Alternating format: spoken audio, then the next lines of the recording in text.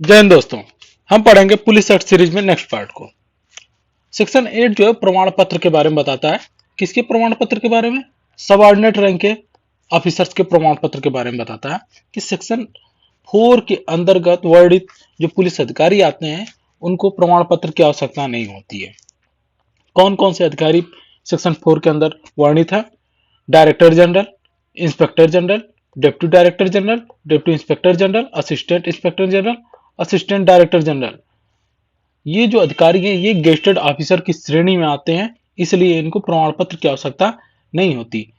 लेकिन इन्हीं gazetted officers के द्वारा प्रमाण पत्र दिया जाता है। तो डायरेक्टर जनरल, पुलिस महानिदेशक और महानिरीक्षक, इन दोनों लोगों के द्वारा या इन दोनों के द्वारा नियुक्त किए गए किसी तीसरे गेस्टेड ऑफिसर के द्वारा प्रमाण पत्र दिया जाता है। जो जिस पद के द्वारा प्रमाण पत्र दिया जाता है उस पद में पावर, फंक्शन और विशेषाधिकार की जो शक्तियां होती हैं वो निहित होती हैं। इसमें एक केस आया था, Achal Bhushan Ghosh versus state of West Bengal. इस केस में हाई कोर्ट ने कहा था कि जो सेक्शन 8 के तहत सर्टिफिकेट प्रदान किया जाता है वह नियुक्ति पत्र नहीं होता है, लेकिन ऐसा माना जाता है कि जिस व्यक्ति के पास या जिस पुलिस अधिकारी के पास यह प्रमाण पत्र होगा वह एक पुलिस अधिकारी के रूप में नियुक्त हुआ होगा। ठीक है दोस्तों, सेक्शन 8 ये भी बताता है कि कब इस सर्टिफिकेट को सरेंडर किया जा सकता है।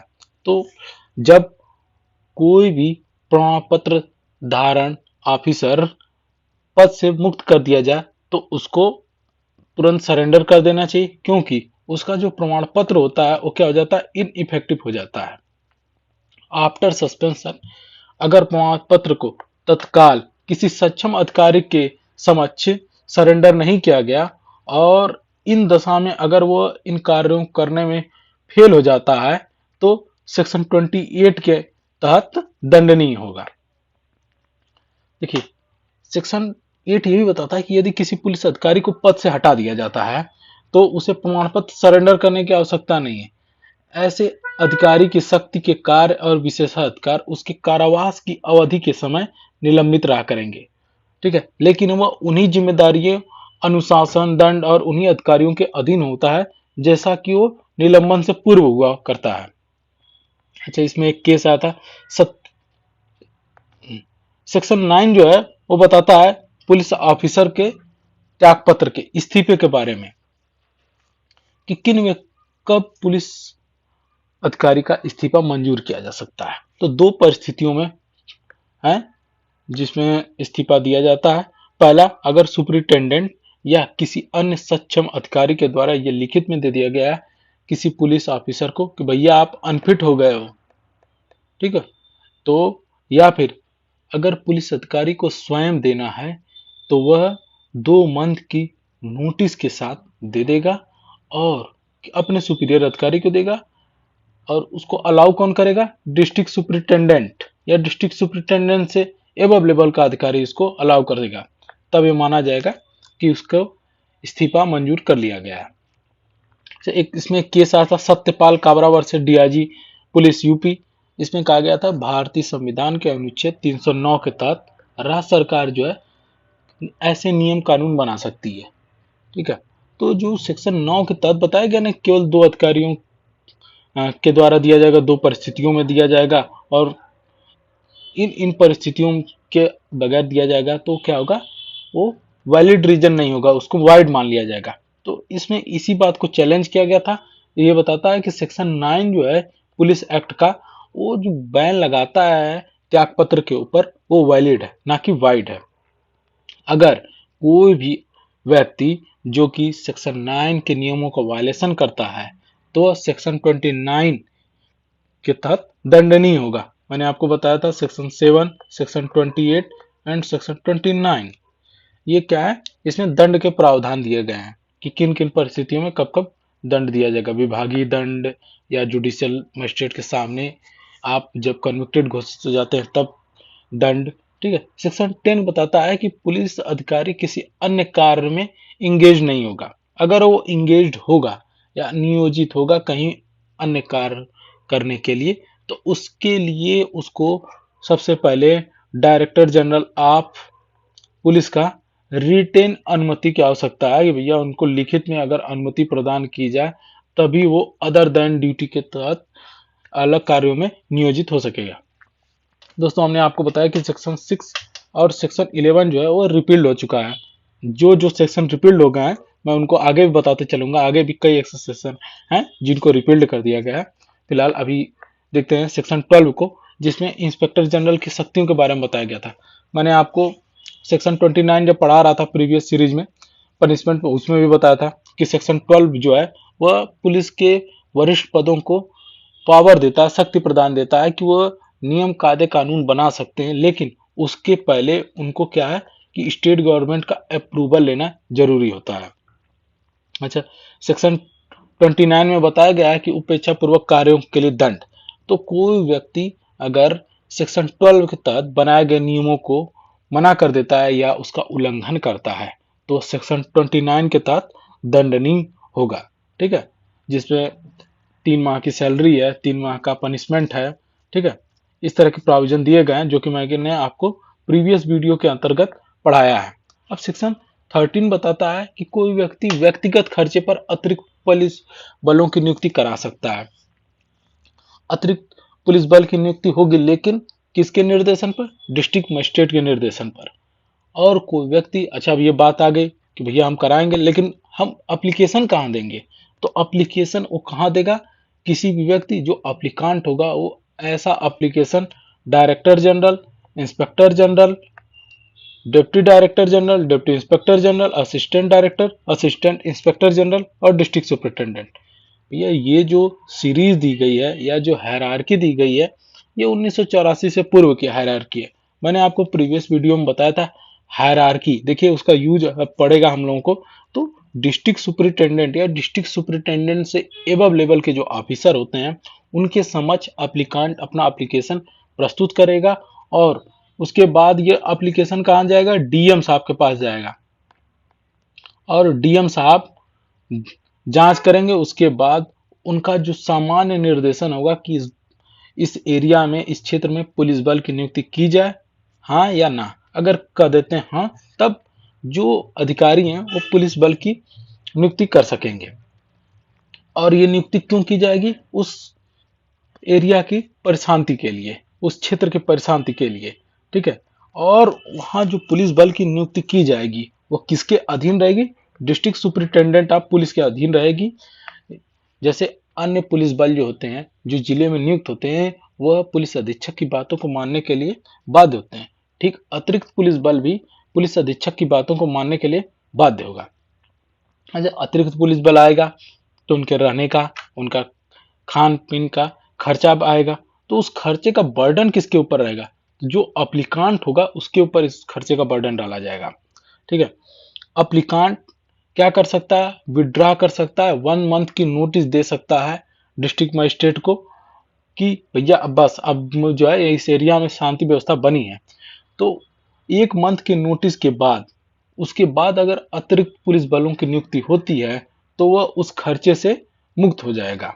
वो बस केवल उसी मंथ तक के खर्चे का भार उठाने के लिए अधिकृत है, उसके बाद उसको उस खर्चे से मुक्त कर दिया जाएगा। सेक्शन 14 बताता है कि रेलवे, कैनाल या अन्य जगहों के आसपास अतिरिक्त पुलिस बल की नियुक्ति। डायरेक्टर जनरल मतलब महानिदेशक पुलिस के द्वारा राज्य सरकार की कंसेंट लेकर कहां पर? 5 जगहों पर, किसी रेलवे स्टेशन या रेलवे का कार्य जहां हो रहा हो, कैनाल पीडब्ल्यूडी के द्वारा कार्य किया जा रहा हो, जहां मैन्युफैक्चरिंग कोई हो, या फिर कोई कमर्शियल कंसर्न हो रहा हो। ठीक है, उसके आसपास पुलिस बलों की नियुक्ति की जाएगी। और वो नियुक्ति क्यों की जाएगी? कि जो व्यक्ति है उनके आचरण पर का सुपरविजन करने के लिए।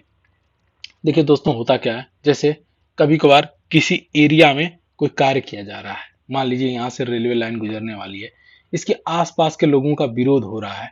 तो जो काम करते हैं रेलवे कर्मचारी या फिर जो अन्य कर्मचारी काम करते हैं तो उनको इन लोगों के द्वारा परेशान किया जाता है।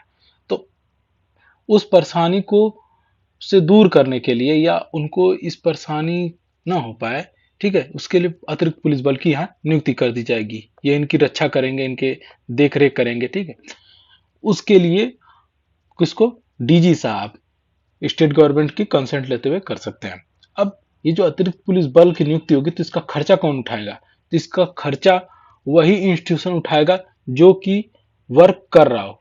ठीक है, जो कि किसी काम का आयोजन करा रहा हो। अगर कहीं बिजनेस पर्पज की मीटिंग है, ठीक है, एक प्रॉपर प्लेस है, एक स्टेडियम है, यहाँ पर एक बिजनेस मीटिंग होने वाली, बड़ी बिजनेस मीटिंग होने वाली है, तो जो ऑर्गेनाइजर है वो अप्लीकांट बनकर यहाँ पर चाहता है कि अतिरिक्त पुलिस बलों की नियुक्ति की जाए।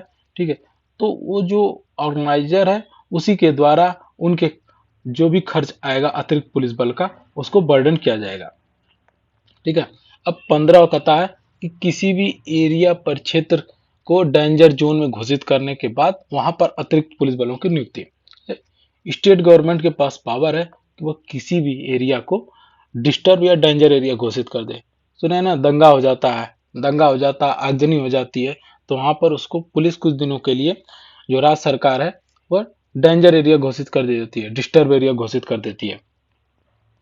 तो डीजी साहब जो कि महानिदेशक हैं, वह राज्य सरकार की अप्रूवल के बाद उस एरिया में अतिरिक्त पुलिस बलों की नियुक्ति कर सकेंगे।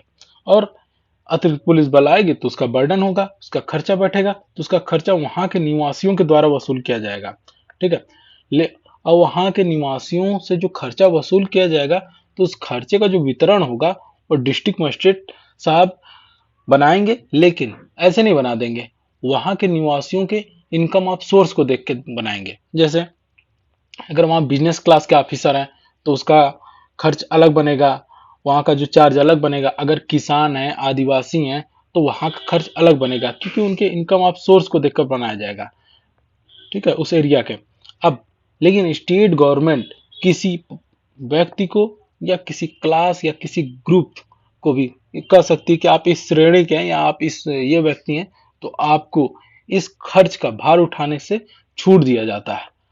ठीक है, स्टेट गवर्नमेंट जब घोषित कर दी कि डिस्टर्ब एरिया है, लेकिन डिस्टर्ब एरिया घोषित करने के बाद किसी भी समय उस एरिया को सामान्य एरिया, मतलब अपने आदेश को या तो विड्रा कर सकती है या तो बढ़ा सकती है। जैसे अगर कह दे कि 1 महीने के लिए ये एरिया डिस्टर्ब घोषित हो गया है, लेकिन 1 महीने के बाद भी उसको लगता है कि नहीं, यहाँ अतिरिक्त पुलिस बलों की नियुक्ति होनी चाहिए, तो वहां पर नियुक्ति कर सकती है। और 1 महीने के अंदर लगता है तो 1 महीने के अंदर ही उसको विड्रा कर लेगी। अब देखिए 15A जो है वो किसकी बात करता है? मुआवजे की बात करता है। भैया दंगा हुआ, आगजनी हुआ, तो घायल होंगे, पीड़ित होंगे, उनके मुआवजे की बात करता है। तो जाहिर सी बात है कि जो जिस एरिया में दंगा प्रसाद हुआ है या डिस्टर्ब एरिया है, वहां के निवासियों के आचरण द्वारा, कदाचार द्वारा पीड़ित व्यक्ति को मुआवजे की बात करता है। यही कहता है जो हमने प्रीवियस सेक्शन पढ़ा था, कौन सा सेक्शन 15, उसके तहत जिस एरिया को डिस्टर्ब घोषित किया गया है, वहां के व्यक्तियों के आचरण या कदाचार से जो पीड़ित व्यक्ति को हानि हुई हो, जैसे कि किसी की मृत्यु हुई हो या घोर उपहति हुई हो या संपत्ति का नुकसान हुआ हो, तो उनको वो व्यक्ति कंपनसेशन के लिए अप्लाई कर सकते हैं डीएम और एसडीएम साहब के सामने 1 मंथ के लिए। लेकिन उत्तर प्रदेश गवर्नमेंट ने कहा कि 1 मंथ से इसको 3 मंथ कर दिया अमेंडमेंट के द्वारा। जब जो पीड़ित व्यक्ति होता है, अब तो आप कहेंगे जो डेथ, जिसकी डेथ हो गई वो क्या कैसे आएगा? तो भैया पीड़ित व्यक्ति के अंतर्गत उनके रिश्तेदार भी आते हैं। ठीक है, 15A का जो कंपनसेशन का जो अमाउंट होगा उसका डिस्ट्रीब्यूशन किसके द्वारा होगा? किसी कंसर्न मजिस्ट्रेट के सामने होगा। ठीक है, और वो इस बात पर निर्भर करेगा कि वहां पर अतिरिक्त पुलिस बलों की नियुक्ति की जाए, की गई है कि नहीं की गई है, इस पर डिपेंड करेगा वहां का वितरण करने के लिए। इसमें एक प्रोवाइजो है कि देखिए भैया, जो कंपनसेशन डिक्लेयर होगा, ठीक है, वो किसको मिलेगा? तो उस पीड़ित व्यक्ति को मिलेगा। किस पीड़ित व्यक्ति को मिलेगा? इस पीड़ित व्यक्ति को मिलेगा जिसको चोट पहुंची है, किसको? विद्रोह या गैर कानूनी जमाव के कारण। ठीक है, और जो अप्लीकांट होना चाहिए वो इनोसेंट होना चाहिए, वो एक्यूज नहीं होना चाहिए। ठीक है, स्टेट गवर्नमेंट यहाँ भी के पास पावर है कि वो किसी को भी छूट दे सकती है कि हाँ भैया आपको कंपनसेशन के रूप में पे नहीं करना है। सेक्शन 15A के क्लास 4 में भी बताया गया है कि जो डिक्लेरेशन होगा डिस्ट्रिक्ट मजिस्ट्रेट के आदेश रहेगा, अच्छा इसका रिवीजन कमिश्नर के सामने डाला जा सकता है या फिर स्टेट गवर्नमेंट के सामने, लेकिन उसके बाद जो आदेश रहेगा वो फाइनल होगा। उसके आदेश को कहीं भी चैलेंज नहीं किया जा सकता है रिवीजन के तौर पर। फिफ्थ क्लास यही कहता है कि जो कंपनसेशन है अगर वो ग्रांट कर दिया गया है तो उसके बाद कोई भी सिविल सूट के अंदर आपको मेंटेन नहीं किया जा सकता है, एंटरटेन नहीं किया जाएगा, ठीक है, किसी भी इंजरी के लिए। अब इसमें मैंने एक देखिए बताया कि पीड़ित व्यक्ति कहाँ दर्शाया गया है। तो जो हम सीआरपीसी पढ़ते हैं उसमें पीड़ित व्यक्ति का टू सेक्शन के जो डिफिनीशन क्लास है सेक्शन 2 उसके सब क्लास डब्ल्यू ए में सीआरपीसी के बताया गया है कि पीड़ित व्यक्ति कौन होता है। और सीआरपीसी के सेक्शन 357 में विक्टिम कंपनसेशन स्कीम दिया गया है। इसके बाद अन्य डिटेल दिया गया है विक्टिम कंपनसेशन स्कीम के 357A में भी दिया गया है। अब सेक्शन 16 जो है वो रिकवरी के बारे में बताता है, ठीक है। तो सेक्शन 16 जो होता है ये क्या होता है, पूरक होता है किसका, 13 का, 14 का, 15 का एंड 15A का। अब ये दो तरीके से इसके मनी को रिकवर किया जा सकता है, एक तो कलेक्टर के द्वारा, ठीक है, पेनाल्टी घोषित करके, दूसरा सीआरपीसी में बताया गया है सेक्शन, अच्छा ये देखिए ये 1882 के सीआरपीसी का सेक्शन है जो कि पुलिस एक्ट के अंतर्गत बताया गया। मैं वर्तमान का सेक्शन बताता हूं आपको, सेक्शन 421 एंड 422 ऑफ सीआरपीसी जो कि 1973 की है, उसके तहत बताया गया है कि फाइन को कैसे वसूला जाएगा, ठीक है। और या फिर किसी भी सिविल कोर्ट में एक सिविल सूट डालकर कंपनसेशन वसूला जा सकता है। अच्छा जो इसके द्वारा रिकवरी की जाएगी वो किसको दी जाएगी, वो विक्टिम को दी जाएगी, पीड़ित को दी जाएगी, ठीक है। इसी के साथ यह सीरीज यहीं पर समाप्त होती है। हम मिलेंगे अगले सीरीज में। अगर वीडियो हमारी पसंद आई हो तो वीडियो को लाइक करें, सब्सक्राइब करें चैनल को और अपने दोस्तों में शेयर करें। धन्यवाद दोस्तों।